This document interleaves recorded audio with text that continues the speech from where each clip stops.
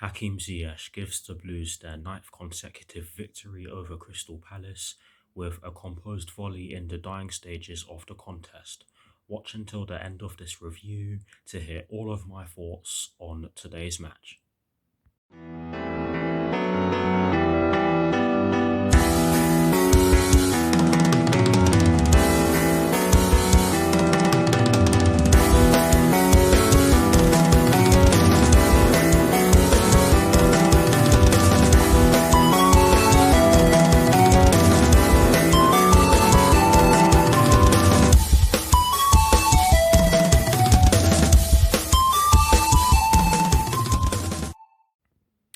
Hello people, welcome to my channel, welcome to another video.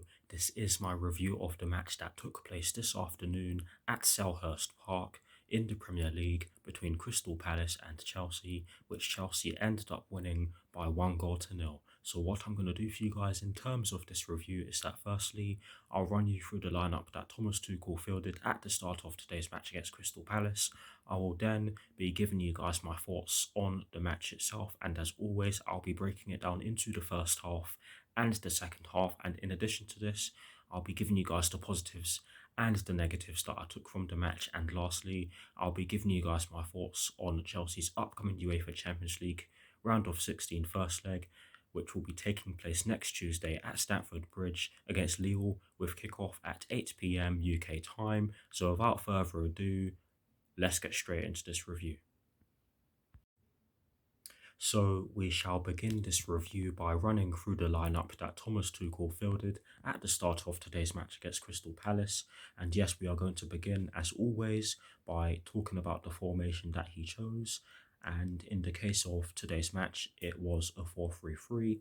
And I am not going to lie to you guys, I really did struggle to see what the formation was during the course of the match. At times it did look as though it was a 4-2-3-1, and at times it looked as though it was a 4-3-3. And from what I saw on the OneFootball app, certain players were not playing in their ideal positions, and I'll read through the players that were fielded. Now, in goal, it was Edouard Mendy. The back four was made up of Andreas Christensen in the right back position, Thiago Silva and Antonio Rudiger in the two centre-back positions, with Malang Sarr in the left-back position. So we essentially had four centre-backs on the pitch. The midfield three was made up of Jorginho, N'Golo Kante and Christian Pulisic. Yes, you heard that correctly, and that is exactly why, or part of the reason why that is part of the reason as to why I was struggling to really see what was going on in terms of the formation, or the base formation if you like.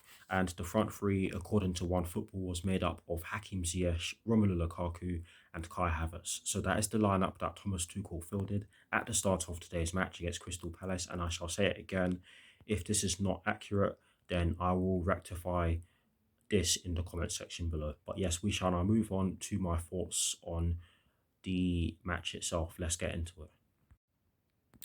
Now, in terms of my thoughts on the match, and yes, I will begin by giving you guys my thoughts on the first half. I have to be honest, Crystal Palace made a great start to the match. They did press us really well. Michael Elise, if I got his name correct there, did have a glorious chance in the opening exchanges, but thankfully it didn't result in a goal. But yes, Crystal Palace really did make a good start to the match, and they really did force us into making some mistakes in key areas of the pitch. But as the half went on, I did think that we grew into it. I think after the first 15 minutes, we started to get into our rhythm and started passing the ball about and getting into decent positions with the ball. We didn't really create too many chances, but the chances we did create, or some of the chances we created, really should have been put away. The first one, which was met by Christian Pulisic after Hakim Ziyech put the ball into the box from our right-hand side. He really should have done a lot better. Yes, it did take a little deflection off of one of the Crystal Palace defenders, but no excuses. Christian Christian Pulisic should have done a lot better, tongue twister, given how close he was to the goal, and somehow he managed to hit the ball off target. Maybe his footing wasn't right. I don't know. I'll have to look at it again, but that was a big chance for us. The second big chance that we had came through N'Golo Kante, where the ball was fed to him, and he literally hit the ball straight at the keeper. And some of you might just say that he's not the best at finishing, but I've seen N'Golo Kante score from more difficult chances than that one. He wasn't even under too much pressure, if I recall correctly. So for me, he should have done better, but he knows that. And that was probably the best chance we had in the first half. Um, Crystal Palace did have a really good chance in the dying stages of the first half, where um, I think it was Wilfred Zaha, where he um, tried to curl the ball into the far corner, but he just put the ball past the post. And I have to say that was really unlucky on his part. But in terms of the overall performance, I'd say that it was fairly even in the first half. It definitely wasn't great. Um, we did lose the ball quite frequently in the first half, and that did lead to a lot of our attacks or our attempts to attack breaking down, which was rather frustrating, I must say. But I have to give credit to Crystal Palace because they did make a game of it in the first half. And we move into my thoughts on the second half now. And I'll be honest again, Crystal Palace made a great start to the second half. They caused us all sorts of problems. They pressed us really high and really well. Sorry for moving my camera. Yeah, they did press us really high. And what I'll also say is that the pressing, they the way they pressed caused us to lose the ball on so many occasions that I lost count during the course of the second half. And in all honesty, I thought that Crystal Palace were going to score. Despite them not having a shot on target in today's match, I really did think that they were going to score because of the amount of success they were getting. Um, not just when they were pressing, but when they didn't have the ball and they managed to get the ball from us. Uh, Let me rephrase that because that just didn't make sense. Um, Not only when, okay, let me start again. Crystal Palace, I thought they were going to score because of the joy they had, not just winning the ball, but getting in behind us because they did have quite a lot of space in parts of the second half, especially down the flanks, um, where they did where they did actually have a lot of joy, in my opinion. But thankfully, we managed to shut it down. We managed to get back into our shape with good time to spare and stop them from getting too many shots off, although they did come close towards the dying stages of the match, and I'll get into that shortly. But yes, Crystal Palace did have a lot of joy in the early stages of the second half. And thankfully, Thomas Tuchel saw this and he brought on Marcos Alonso, Mateo Kovacic, and Ruben Loftus-Cheek. And for me, um, great substitutions. Some of you might have argued that Timo Werner should have come on because Romelu Lukaku, for me, he was very quiet in today's game, and um, I didn't even I didn't even see him get too many touches of the ball throughout the game. But yes, he was very quiet today, and that did not help our attack whatsoever. But yes, we move into the goal, and I have to say it's an absolutely stupendous goal from Hakim Ziyech. And for me, he deserved it because he was easily our best player on the pitch today. He could have, not could have, he should have had an assist in the first half.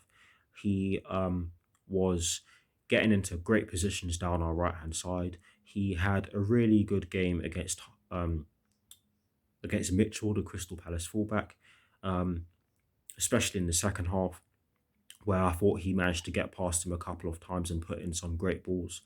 But yes, the goal, great goal.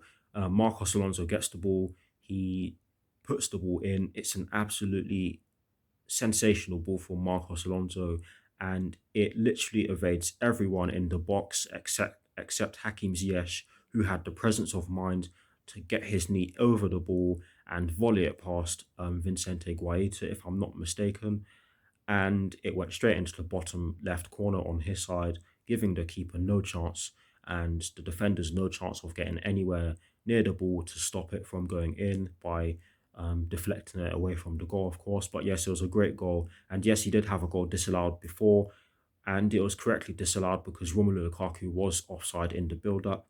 It was a tap-in, but yes, like I just said, it was correctly ruled out for offside, which was um, slightly frustrating, but it was very good to see that he did not let that phase him and did so by getting the goal that ended up winning us the game. But overall, I have to be completely honest, it was not our best performance. We definitely should have done a lot better, but I have to give Crystal Palace credit because they gave us a very good game and they were unlucky in my opinion because they gave us a good game and they created some chances. They just didn't take them. And sometimes in football that happens, but fair play to Crystal Palace, and good luck to them on the rest of the season. In terms of the positives and the negatives that I took from the match, I managed to take two positives from the match somehow and only one negative. And the first positive is that Hakim Ziyech for me was our best player and helped us get the job done despite us not looking as though we were able to do much in the final third for large parts of the match. Honestly, we really do need to fix up in the final third, and I'll elaborate on this in a bit. I've just given my negative away. But yes, Hakim Ziyech for me was the best player on the pitch for us. He was putting some great balls in. He should have had an assist in the first half. He of course got the goal. Um, and I think that his work rate I think his work rate was also really good.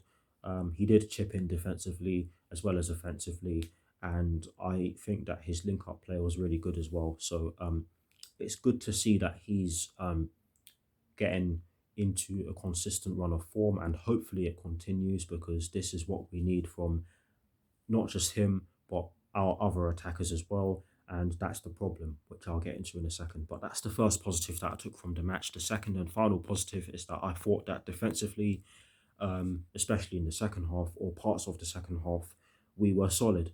I thought that in the latter stages of the second half, we really did do a better job defensively, and maybe that's partly due to the fact that Marcos Alonso came on and helped us because, of course, we did have four centre backs on the pitch playing in a back four, so I can understand why we were getting exposed in the wide areas at times. But yes, I did think that we were fairly solid in parts of the game from a defensive point of view. That one is a bit of a question mark due to the fact that we did have four centre backs on the pitch, but you guys can let me know what you think on that. I mean, you guys can let me know what you think about that in the comment section below. I'd love to hear them. I'd love to hear your thoughts, that is. But anyways, those are the two positives.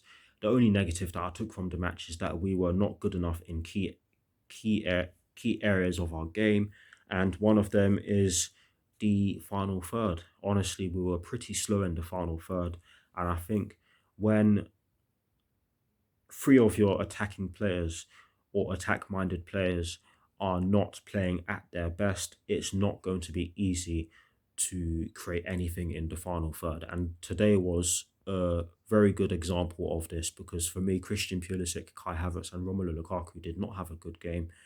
Um, Kai Havertz and Christian Pulisic I can understand because they were not playing in their best positions, but Romelu Lukaku, he probably should have done more, if not should have done more, to get into a position where he could receive the ball because to have so few touches in a match as a striker is not good enough. And he really should have done better. Given that he has scored two goals in his last two games before this game, in a competition that we've never won or a competition that we hadn't won until last Saturday. But anyways, you get the point. We need to improve. And yes, that is it for my thoughts on today's match. Please, guys, do drop your thoughts in the comment section below. I hope I made sense of that. But anyways, we shall now move on to my thoughts on Chelsea's upcoming UEFA Champions League round of 16 match against Lille in the first leg, which will be taking place at Stamford Bridge. Let's get into it. Now, I'm not going to mince words. I'm just going to get straight into it. We will need to improve if we are to get a positive result against Lille, because they are a great side with great players, and we have played them in the Champions League recently. Um, and they did cause us a few problems in those games. So we will have to improve because we should know what they're about, given that we have played them recently, like I've just said. But I have it in my belief that these players can get the job done, but it's up to them. It really is up to them. Hopefully they get the job done. I will be doing a preview for that game, so do stay tuned for that. But anyways, that's all I can say for now. I hope you all enjoyed this review. I'll see you all very soon. Come on, you Blues. Come on, Thomas Tuchel, and peace.